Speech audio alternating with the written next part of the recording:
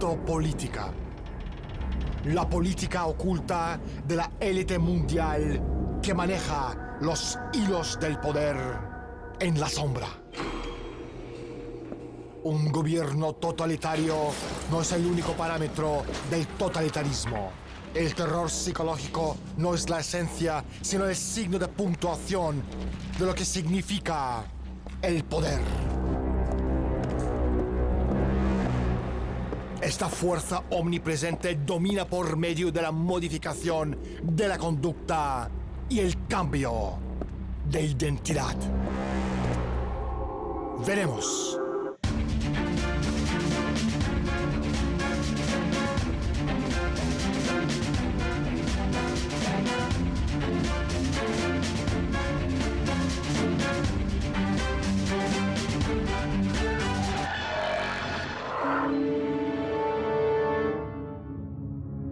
Hoy, en Desde la Sombra. En la década anterior se mantuvo la población mundial en un permanente estado de inestabilidad a través de continuas debacles económicas y decretos de comercio transnacional que vaciaron las arcas estatales y eliminaron el derecho a la autodeterminación de los países. Las poblaciones se han visto tan abrumadas por el constante avance de la monstruosa maquinaria del imperio, de las crisis económicas y medioambientales, que la práctica universal de crear inseguridad ha dejado a las mayorías sociales paralizadas por un terror de baja intensidad. Condición indispensable para que un movimiento totalitario continúe avanzando, porque su modus operandi consiste en tener a sus súbditos en perpetuo desequilibrio. ¿Qué significa criptopolítica?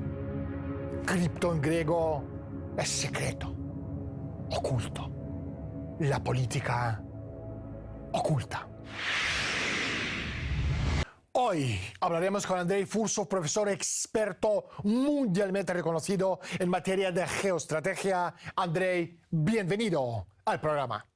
Hola, Daniel. Pero primero, salgamos a la calle y preguntemos a la gente cómo entienden ellos la palabra política.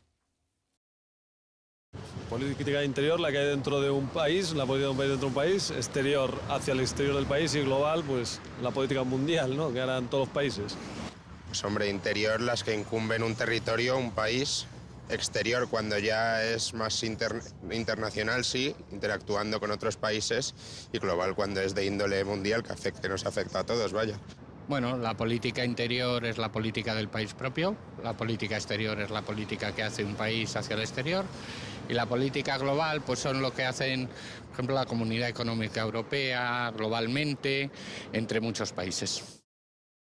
Dos preguntas en uno para nuestro invitado.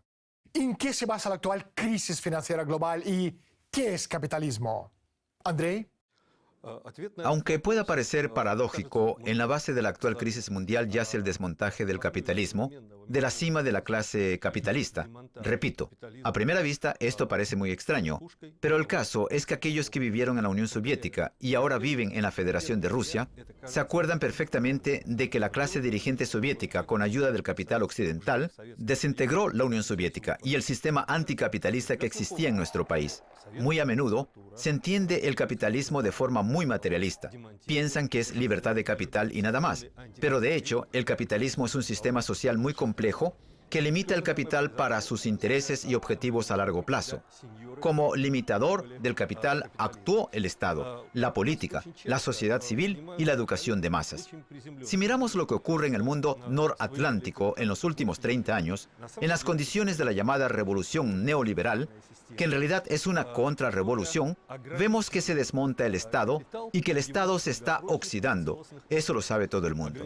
La sociedad civil se encoge y la política se convierte en una combinación del sistema administrativo y del negocio de espectáculos. En otras palabras, Todas estas formas que limitan el capital se desmontan. Pero el caso es que el capitalismo es únicamente el capital y estas formas. El propio capital ya existía antes del capitalismo y seguirá existiendo después de él. Otra cosa es que el control del proceso de desmontaje se les escapó a los organizadores.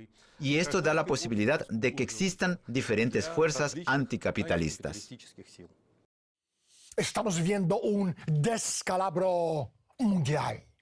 No es una crisis de un país o de un sector o de un continente. Es una crisis mundial financiera, económica, social, ecológica, moral y existencial.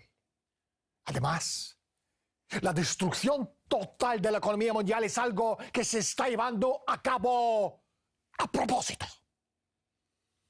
Y la razón es que el imperio sabe que el progreso de la humanidad significa que su final como imperio es inminente, que no puede sobrevivir en un mundo con un progreso científico y tecnológico generalizado. Como el imperio precisa de un mundo con personas tontas y serviles como borregos. El imperio se dispone a destruir las estructuras de los estados, naciones que apoyan la vida y que apoyan el progreso de la humanidad. Es decir, están atacando la economía de las naciones para destruirlas como modo de conservar su propio poder. ¿Cuáles son las principales etapas en el desarrollo de las estructuras supranacionales cerradas? Andrei. Cuando hablamos de las estructuras cerradas supranacionales, en ningún caso debemos demonizarlas ni llegar al extremo conspirológico. La existencia de dichas estructuras es un rasgo característico de la economía política del capitalismo.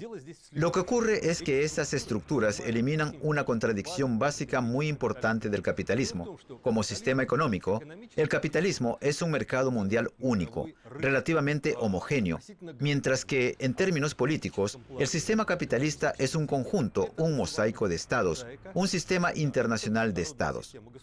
Imaginemos a un gran burgués en Inglaterra, Francia o Alemania, con intereses fuera del territorio de su país que pueden realizarse violando la legislación de su estado y del ajeno. Se puede hacer eso una o dos veces, pero luego le pasa por encima la aplanadora jurídica o política. Para el debido funcionamiento de grandes capitales, se requieren estructuras cerradas supraestatales que estén por encima del Estado y del capital, que garanticen ininterrumpidamente los intereses de grandes capitales. Así, el sistema capitalista es un triángulo: el capital, el Estado y las estructuras cerradas supranacionales de administración y coordinación mundial. Cuando surgió el capitalismo, la burguesía carecía de semejantes estructuras y se las arregló con lo que tenía a mano. Y lo que tenía a mano eran las organizaciones masónicas. La masonería ya existía en el siglo XVII. Y durante las primeras etapas de existencia de las estructuras supranacionales, se trataba de organizaciones masónicas de dos tipos, controladas por los británicos. Eran las organizaciones isleñas y las continentales. Las organizaciones isleñas partían de que Gran Bretaña es lo primero, inculcando el patriotismo y velando por los intereses británicos de una manera muy estricta.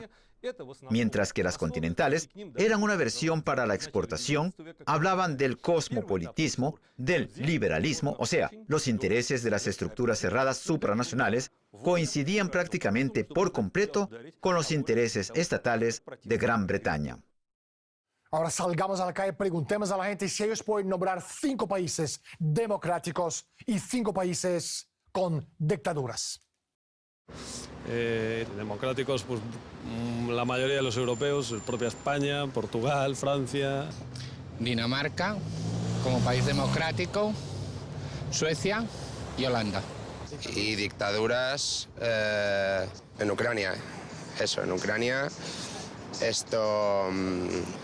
En Corea, sí, por Oriente hay un montón de dictaduras. En China. Estamos hablando del periodo de los años 60 a los años 70 como punto de inflexión en el desarrollo del mundo moderno. ¿Qué quiere decir eso? Los franceses llaman el periodo de posguerra los 30 gloriosos años, también denominado como Edad de Oro del capitalismo. Este fue el periodo del auge económico en todo el mundo, cuando se genera una cantidad de bienes y servicios cuyo valor equivalía al valor total de todos los bienes y servicios facturados en los 150 años previos al periodo en cuestión. Había ilusión de que el mundo se iba desarrollando para alcanzar el ideal del bienestar general. Se hizo muy popular la ciencia ficción, lo que demostró la transformación de la actitud y la disposición humana hacia el futurismo.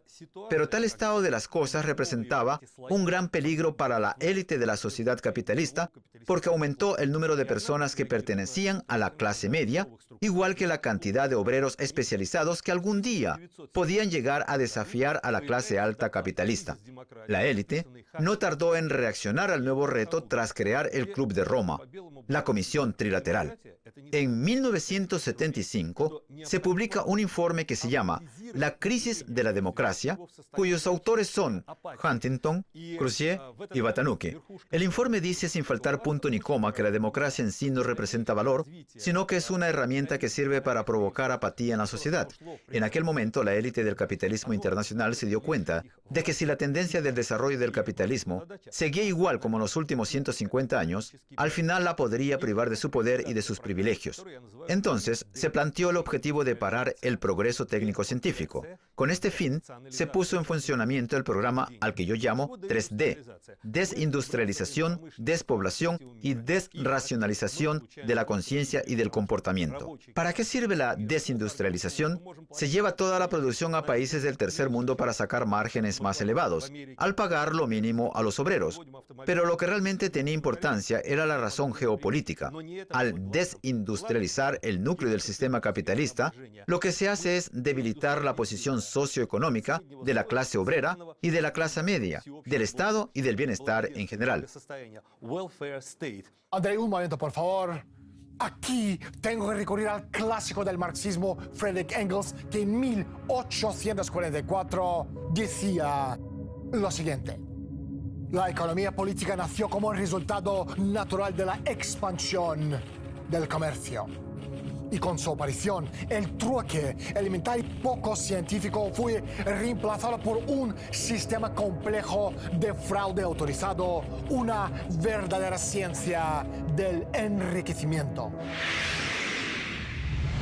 Aparte de debilitar a la clase obrera, las principales instituciones internacionales están fomentando una política de retroceso tecnológico y una reducción de varias miles de millones de personas de la población mundial. Pero, ¿por qué? Porque el nivel del desarrollo y del progreso tecnológico es directamente proporcional a la densidad de la población. Para que ellos sobrevivan en una época en que se están agotando los recursos naturales del planeta, la mayoría de nosotros tiene que morir. Pero, ¿cómo se destruye la demanda? A través de la desintegración controlada de la economía mundial. Y para llevar a cabo esta desintegración sería necesario que las fuerzas externas provocaran sacudidas, crisis de petróleo, reducción de crédito, sacudidas de los tipos de interés, lo que llevaría a la economía mundial a un crecimiento cero y más adelante a un crecimiento negativo. Al mismo tiempo, seguir con el establecimiento del mercado al contado de petróleo, la creación de los mercados de eurobonos, los mercados de derivados, la expansión del aparato bancario en paraísos fiscales, así como el blanqueo de enormes cantidades de dinero procedentes del narcotráfico por medio de algunas de las corporaciones bancarias más importantes del mundo. Ahora volvemos a nuestro invitado. Andrei, sigue, por favor. Pero para llevar a cabo la desindustrialización hacía falta modificar la mentalidad de la gente. En 1962, con el dinero de Rockefeller, se creó el movimiento ecológico que empezó a inculcar a la gente que las industrias estaban contaminando el ambiente, que muchas de ellas no eran imprescindibles y que la energía atómica representaba mucho peligro. Después de fundar el Club de Roma, el primer informe que saca se llama Los límites del crecimiento, cuya idea principal es la siguiente: la humanidad ha alcanzado los límites del crecimiento industrial y ya no es necesario seguir desarrollando la producción. Ahora es la naturaleza la que se convierte en protagonista. Tenemos que salvarla del ser humano. Y es entonces cuando se pone en marcha el programa de despoblación. En el año 1974, Henry Kissinger emitió el memorándum secreto que se llama Peligros del crecimiento de la población mundial. Y a partir de los años 90 del siglo XX, el programa de despoblación de la Tierra forma parte de los programas de la ONU, lo que contrasta fuertemente con las ideas que había en los años 40. Huxley, que fundó la UNESCO en 1946, en 1948 solo hizo mención a la posibilidad de controlar el número de la población mundial, por cuya razón fue expulsado del cargo que se había creado él mismo. Y desde fines de los años 90 del siglo XX, la élite internacional ya no tiene que disimular sus intenciones de reducir la población. Y por último, la tercera D, la desracionalización de la conciencia y de las normas de comportamiento. Por ejemplo, el auge de la ciencia ficción cae en los años 50, 60 y 70. En los años 80, lo sustituye el género que se llama fantasía. ¿Qué es fantasía? Es un futuro que refleja el pasado. Es un mundo que carece de conceptos de democracia y progreso. Es un mundo donde el poder tiene una explicación mágica, en el que conviven reyes y dragones. Es decir, es un mundo irracional. Lo que podemos ver es que desde los años 60 se realiza un programa cuya meta es detener la evolución de la historia y cambiar la sociedad capitalista por una especie de sociedad neofeudal o de casta. Por cierto, el cumplimiento del programa, cuyo cumplimiento era imposible mientras existía la Unión Soviética, o sea, era imprescindible derrotar y destruir la Unión Soviética, no solo por cuestión de competencia entre el Occidente y la URSS, sino también para lanzar el proyecto de globalización. El 18 de agosto de 1948, la élite mundial prepara un documento que más adelante sería la base ideológica de la Guerra Fría. Este documento decía que sin poder derrotar a la Unión Soviética, poseedora de la mayor riqueza de recursos naturales del planeta, tienen que emplearse otros métodos más discretos. Así que desestabilizar el Estado ruso se convirtió en el objetivo primordial del imperio. Primero, tras la Guerra Mundial y después, tras la caída de la Unión Soviética en 1991. La estrategia pretendía que el país cayera en la anarquía. El objetivo era destrozar a Rusia por medio de modificación de la conducta, crear conflictos entre las nacionalidades y regiones del país, separar a la juventud de los valores tradicionales de la sociedad mediante drogas, sexo y creando discordia en la sociedad. Es decir, implantar cambios forzados en nuestro modo de vida sin nuestro consentimiento y sin que sepamos siquiera lo que nos está sucediendo. Hoy, la Guerra Fría está muy viva. Miren a su alrededor. Toda clase de degeneración musical es un producto fabricado por orden de un laboratorio. Todo ecologista a quien no han lavado el cerebro ha logrado huir de un laboratorio de ingeniería social. Todo drogadicto es producto secundario de una política gubernamental del futuro cuyo objetivo final es liquidar el espíritu humano y degradar al hombre. ¿Cuáles son los escenarios más probables del desarrollo mundial? ¿Andrei? La élite mundial que intenta dirigir el transcurso de la historia ya tiene el guión. Es bastante sencillo. Disminuir la población hasta 2.000 millones de personas, porque a esta cantidad de gente se la puede controlar a través de chips. Esta cantidad de gente no necesita tantos recursos y no pone en peligro el poder de esta élite. Además, el guión prevé la creación de enclaves industriales y de zonas neutrales a su alrededor. El resto se destruye, convirtiéndolo en una especie de Somalia o Afganistán, pero a mayor escala. Además, este guión prevé el control por parte de la élite de la información y de los recursos. El sistema capitalista se basa en el control del capital. ¿Y qué es el capital? Es el trabajo incorporado en los bienes que se convierte en un estimado que se valoriza a sí mismo. La sociedad postcapitalista se basa en el control de las fuentes de información. Actualmente podemos ver cómo se está creando la base del control de la información. Pero para establecer este control hay que destruir el sistema educativo. ¿Cómo ha cambiado la política del Occidente hacia Rusia en la última década? ¿Andrei? En los últimos tiempos, en la política de Occidente en relación a Rusia, ha surgido un aspecto muy importante. Según pronósticos de climatólogos, las catástrofes geoclimáticas relacionadas con la corriente del Golfo, la reestructuración planetaria que ocurre cada 20.000 años, que se ha estado manifestando desde principios del siglo XX y que continuará hasta la tercera década del siglo XXII, la única zona relativamente estable será el norte de Eurasia. O sea, Rusia será una zona codiciada, una reserva de territorio en el que la humanidad podría refugiarse de la lucha del milenio. En Occidente se toman esto muy en serio. A finales del año 2011, la institución Brookings y la Escuela Económica de Londres publicaron un informe en el que trabajaron de forma secreta durante varios años. El nombre del informe era bastante neutral: Proyecto sobre el desplazamiento interno. Pero si se lee este informe con detenimiento, resulta evidente que este informe realmente trata sobre el desplazamiento de grandes cantidades de personas de la zona del Atlántico Norte hacia la zona norte de Eurasia. La institución Brookings es una institución muy concreta. Para la Primera Guerra Mundial, se encargaron de movilizar a la población, de fijar precios a bienes agrícolas que se consideraban esenciales. Estas son personas muy prácticas, no pierden el tiempo con trabajos teóricos. Si para el año 2011 ese reporte ya estaba listo, entonces resulta evidente que se está preparando seriamente para la vida post-catástrofe.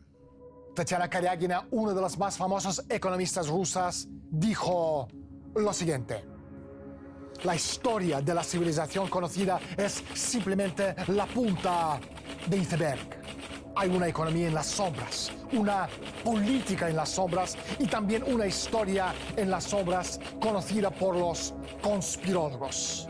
Son las fuerzas ocultas que actúan en el mundo, imposibles de detener incluso para los países y continentes más poderosos. Como sociedad, ¿qué podemos hacer? ¿Andrei? Resulta muy difícil hacer pronósticos, pero espero que en un futuro estos grupos de influencia se devoren entre ellos. Actualmente se escribe mucho sobre el enfrentamiento entre los Cluster, los Rothschild y los Rockefeller. Es difícil confirmarlo. Probablemente sea cierto. Para poder saber más detalles, se necesita la información de los infiltrados. Sin embargo, lo que sí está claro es que se lleva a cabo una guerra entre los nuevos ricos y los viejos ricos. Por ejemplo, en el informe de Steny Morgan del 2012 se habla de la necesidad de acabar con la existencia del chupasangre del sector financiero y petrolero que ganaron sus fortunas en los últimos 10 o 13 años. La manera más eficaz de romper la hegemonía del poder es a través de una sociedad justa y bien educada, y llevando el potencial cognitivo de cada persona hasta un estándar de calidad como ciudadano. Pero no tenemos este sistema en marcha porque el imperio había impuesto en todos los países del mundo un sistema educativo basado en el resultado. Este sistema supone el exterminio total de los poderes creativos del razonamiento, de las habilidades mentales únicas de los humanos que se expresan típicamente en forma de descubrimientos válidos, axiomáticos, revolucionarios en la ciencia física. La conciencia de estas ideas por parte de la población general supondría el fin del sistema oligárquico. las naciones que promueven el crecimiento creativo mental de sus ciudadanos producen personas que no van a tolerar formas de control oligárquicas indefinidamente. Hoy hablamos con Andrei Furso, profesor y experto en materia de geoestrategia. Andrei, no hay tiempo para más. Muchísimas gracias por estar con nosotros. Hasta la vista, Daniel. Se dice que muchas cosas no las entendemos. No porque no las entendemos, sino porque esas cosas no entran en nuestra esfera de conocimientos. Les hago una pregunta. ¿Qué clase de sociedad estamos construyendo? El hecho de que estamos viviendo la crisis existencial más grande de la historia no quiere decir que el planeta Tierra navegue sin rumbo. Quiere decir que nosotros no conocemos ese rumbo, pero que el rumbo tan preciso como un reloj suizo existe, manejado por el imperio invisible. De eso no tengan dudas. En el mundo del imperio no hay casualidades, ni coincidencias, ni accidentes. Así que nos encontramos en una encrucijada. Y del camino que tomemos ahora dependerá que vivamos en el siglo XXI como repúblicas o como esclavos subyugados. Aquí no hay segundas oportunidades, terceras opciones ni cuartas vías. Les recuerdo, donde no hay visión, el pueblo fallece. Soy Daniel Stulin. Bienvenidos al mundo de Humo Espejos. Gracias por estar con nosotros y hasta la semana próxima.